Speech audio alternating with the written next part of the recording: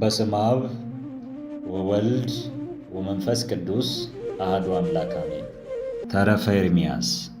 እግዚአብሔር ያዘዘውን ይነግሯቸው ዘንድ የባቢሎን ንጉሥ ማርኮ ወደ ባቢሎን ወደ ወሰዳቸው ሰዎች ኤርምያስ የላከው መጽሐፍ ግልባጭ ይህ ነው። እግዚአብሔርን ስለበደላችሁበት ኃጢአታችሁ የባቢሎን ንጉሥ ናቡከደነፆር ምርኮኞች አድርጎ ወደ ባቢሎን ይወስዳችኋል። እንዲሁም ወደ ባቢሎን ገብታችሁ እስከ 7ኛ ትውልድ ለብዙ ዓመታት ለረጅም ወራትም በዚያ ትኖራላችሁ። ከዚህ በኋላ ግን ከዚያ ቦታ በሰላም አወጣችኋለሁ። አሁን ግን የብርና የወርቅ የእንጨትም የሆኑ ጣዖቶችን በባቢሎን ታያላችሁ። በጫንቃቸውም ይሸከሟቸዋል፣ አሕዛብንም ያስፈሯቸዋል። እንግዲህ እንደ ሌሎች እንዳትሆኑ ተጠንቀቁ። ስለ እነርሱም ፍርሃት አይደርባችሁ።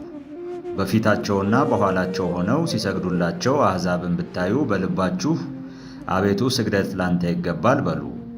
መላኬ ከእናንተ ጋር ይኖራልና ለሰውነታችሁም ይጠነቀቃልና። ጃን ሸላሚ የሠራው አንደበት አላቸው፣ ይኸውም የወርቅና የብር ነው። እነርሱም ሐሰት ናቸው፣ መናገርም አይችሉም። ጌጥ ለምትወድ ድንግል እንደሚያደርጉ ወርቅን ወስደው በጣዖታቸው ራስ ላይ አክሊል አደረጉ። ከእነርሱም ካህናቱ ወርቁንና ብሩን እየወሰዱ ለመፍቀዳቸው የሚያውሉበት ጊዜ ነበረ። ከእነሱም በቤታቸው ለነበሩ አመንዝራዎች ሰጧቸው ነበር። የብር የወርቅና የእንጨት ጣዖቶቻቸውንም እንደ ሰው በልብስ ያስጌጧቸው ነበር። ዝገታቸውንም ከራሳቸው አያርቁም ነበር። በነጭ ሐር ይሸፍኗቸው ነበር። በላያቸውም እጅግ ብዙ ከሆነው የቤት ትቢያ የተነሳ ይወለውሏቸው ነበር። እንደ ፈራጅ ሰውም በትር ያስይዟቸዋል፣ ነገር ግን የሚገፋቸውን አይበቀሉትም። በእጁ ሰይፍና ምሳር አለ፣ ራሱንም ከጦርነትና ከሌቦች አያድንም። አማልክትም እንዳይደሉ በዚህ ይታወቃሉ። እንግዲህ አትፍሯቸው። የተሰበረ የሸክላ ዕቃ እንደማይጠቅም ጣዖቶቻቸው እንዲሁ ናቸው። በቤትም ይቸነክሯቸዋል። ከሚገባውም የሰው እግር የተነሳ ትቢያ ባይናቸው ይሞላል። ንጉሥን በበደለ ሰው ላይ በሮች እንደሚዘጉበት በመቃብር ውስጥ ያለ ሟችም እንደሚዘጋበት እንዲሁ ሌቦች እንዳይሰርቋቸው ካህናቶቻቸው በመዝጊያና በቁልፍ ይጠብቋቸዋል። መብራት ያበሩላቸዋል፣ የሚያዩትም የለም። በቤት ውስጥ እንዳለ ምሰሶ ናቸው። የሆድ ዕቃቸውን የምድር አራዊት እንደሚበሏቸው ይናገራሉ። እነርሱንና ልብሳቸውን ሲበሏቸው እነርሱ አያውቁም። በቤተ ጣዖቱ ከሚጤሰው ጢስ የተነሳ ፊታቸው ይጠቁራል። በአካላቸውና በራሳቸውም ላይ የሌሊት ወፎችና ድመቶች ይቀመጣሉ። በዚህም እነርሱ አማልክት እንዳይደሉ ታውቃላችሁ። እንግዲህ ወዲህ አትፍሯቸው። ወርቅ ቢያስቀምጡት ካልወለወሉት እንደማያበራ አያበሩም። ቀጥቅጠው ሲሰሯቸውም አያውቁም። በከፍተኛ ዋጋ ገዟቸው፣ ነገር ግን እስትንፋስ የላቸውም፣ እግር የላቸውም። ድካማቸውም ይታወቅ ዘንድ በትከሻቸው ይሸከሟቸዋል። የሚያመልኳቸው ያፍራሉ። በምድርም ላይ ቢወድቁ ራሳቸው አይነሱም። ቢያነሷቸውም ራሳቸው አይቆምም። ቢያዘነብሉም ራሳቸው በራሳቸው ቀጥ አይሉም። ለእነርሱም መሥዋዕት ማቅረብ ለሞተ ሰው ምግብ እንደ ማቅረብ ነው። ካህናቶቻቸውም መሥዋዕታቸውን እየሸጡ ያቃልሏቸዋል። እንደዚሁም ሚስቶቻቸው መሥዋዕቱን ያጣፍጣሉ፣ ነገር ግን ከእነርሱ ለበሽተኛና ለድሃ አይሰጡም። አራሶችና የተዳደፉ ሴቶችም ከመሥዋዕቱ ይነካሉ። በዚህም አማልክት እንዳይደሉ እወቁ። እንግዲህ አትፍሯቸው። ሴቶች ከብር ከወርቅና ከእንጨት ለተሠሩ አማልክት መሥዋዕት ካቀረቡላቸው በምን አማልክት ይባላሉ? ካህናቶቻቸውም በጣዖታቱ ቤት ያድራሉ። ልብሳቸው የተቀደደ ነው፣ ራሳቸውም ጢማቸውም የተላጨ ነው፣ ራሳቸውም ግልጥ ነው። በሙት መታሰቢያ ላይ እንደሚደረግ በአማልክቶቻቸው ፊት እየጮኹ ያለቅሳሉ። ካህናቶቻቸውም ልብሶቻቸውን ገፈው ለሚስቶቻቸውና ለልጆቻቸው ያለብሳሉ። ክፉ ያደረገባቸው ወይም መልካም ያደረገላቸው ሰው ቢኖር ብድራቱን አይከፍሉትም፣ አያነግሱም፣ አይሽሩምም፣ እንዲሁም አያበለጽጉም፣ አያደኸዩም። ስዕለት ተስሎ ያልሰጠ ቢኖር አይፈላልጉትም። ሰውን ከሞት አያድኑም፣ ደካማውንም ከኃይለኛው አያድኑም። ዕውር አያበሩም፣ ሰውን ከችግሩ አያነሱትም። ለመበለቶች አይራሩም፣ ለድሃ አደጉም በጎ አያደርጉም። አማልክቶቻቸው ከተራራ የተፈነቀሉ ድንጋዮችን ይመስላሉ። ከእንጨት ከወርቅና ከብር የተቀረጹ ናቸው። የሚያመልኳቸውም ያፍራሉ። በምን ይመሰላሉ? ከለዳውያን ራሳቸው ሲንቋቸው እንግዲህ እንዴት አማልክት ይባላሉ? እነዚህ መናገር የማይችል ዲዳን ባዩ ጊዜ እርሱ መስማት እንደሚችል ይናገር ዘንድ እየለመኑት ወደ ቤል ያመጡታል። መስማትን እንደማይችሉ የሚያውቁ እነዚያም ሊያርቋቸው አይችሉም። ሴቶቹም ወገባቸውን በመቀነት ታጥቀው በመንገድ ይቀመጣሉ፣ የእህል ቁርባንም ያቀርባሉ። ከእነርሱም አንዲቱ መንገድ አላፊውን ብታስተውና አብራው ብትተኛ እንደ እርሷ ዝግጁ ሆና አልተገኘችምና መቀነቷም አልተፈታላትምና ይህቻኛዋ ሌላኛዋን ትነቅፋታለች። ለእነሱ የሚደረገው ሁሉ ሐሰት ነው። እንደ አማልክት ሊቆጥሯቸው አማልክትም ሊሏቸው እንዴት ይቻላል? ጠራቢዎችና አንጥረኞች ሰርተዋቸዋል። እነዚህም ጠራቢዎች ከፈቀዱት ውጪ አልሆኑም።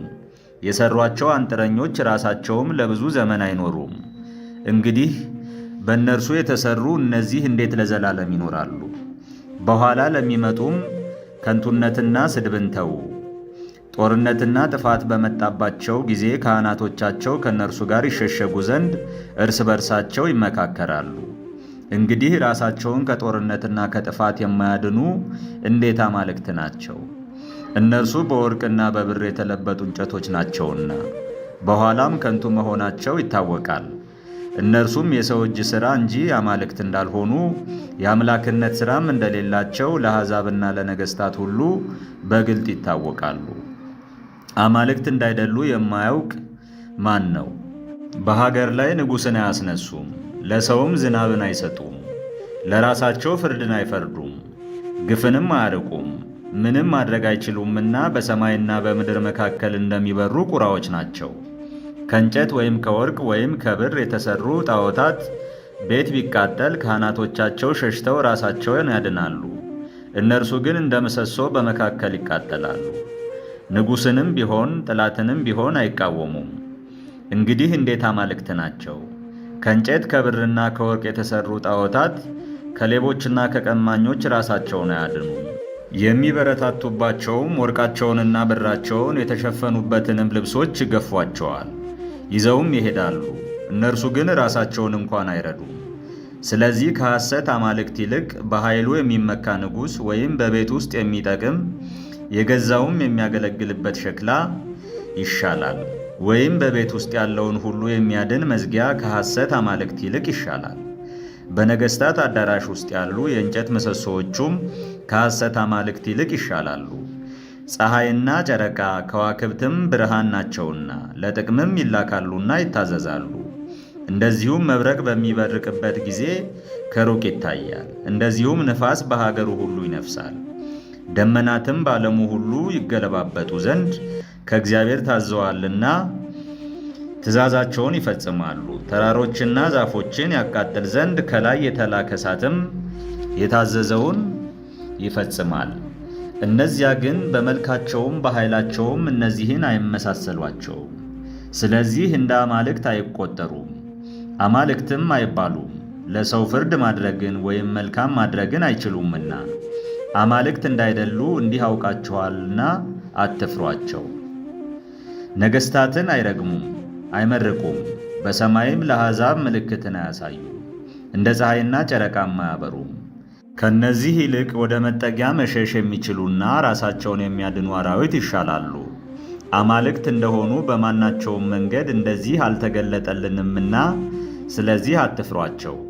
በዱባ እርሻ ውስጥ ካለ ማስፈራሪያ ምንም ምን እንደማይጠበቅ ከእንጨት የተሰሩና በወርቅና በብር የተለበጡ ጣዖቶቻቸው እንደዚሁ ናቸው። እንዲሁም በላዩ አዕዋፍ የሚቀመጡበትን በአትክልት ቦታ ውስጥ ያለ ነጭ እሾህን ይመስላሉ። ከእንጨት የተሰሩ በብርና በወርቅ የተለበጡ ጣዖቶቻቸው እንዲሁ በጨለማ ውስጥ እንደተጣለ በድን ናቸው። በላያቸው ከሚያረጁት ከቀይ ሐር ልብስና ከቀጭን ልብስ የተነሳ አማልክት እንዳይደሉ ታውቃላችሁ። በኋላም እነርሱ ራሳቸው ይጠፋሉ፣ ለሀገርም መሰደቢያ ይሆናሉ። ስለዚህ ጣዖት የሌለው ከስድብም የራቀ ሰው ይሻላል። የመጽሐፍ ቅዱስ አንዱ ክፍል የሆነው ተረፈ ኤርምያስ ሙሉ ክፍል በዚህ መልኩ ተዘግቦ ተጠናቀቀ። አነሳስቶ ላስጀምረን አስጀምሮ ላስፈጸመን ለልዑል እግዚአብሔር ክብር ምስጋና ይግባው። አሜን።